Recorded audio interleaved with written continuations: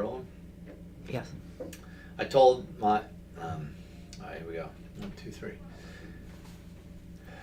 At the end of the second day, we were pretty exhausted. Sunday evening, we were sitting around the dinner table, and no, come on in, Eileen. You can shut the door and be quiet. Take 2. Take 3.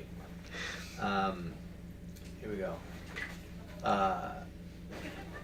At the end of the second evening, Sunday evening, we were pretty exhausted. The whole team was, and we were sitting at dinner, and I said to them, you know, in the last 2 days, 4,000 people came through the pavilion, and probably 800 to 1,000 of them were kids.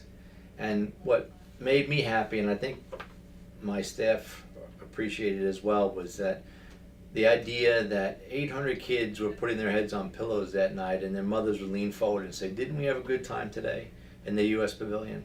And to me, that's what it was all about. And cut. I'll keep it going. The other, in the past, in past years, visitors to the U.S. Pavilion during the public weekend were greeted by a sea of, or a forest. Okay, so yeah. That's good because you need a little more of a intro. Right. Okay.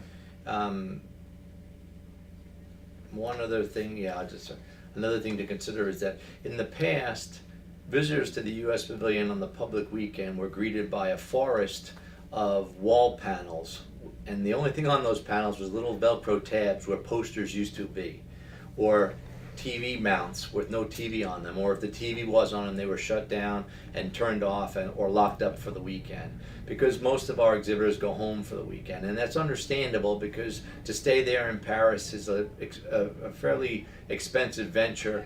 To be on display, if you would, for the public is not something that a typical business will do.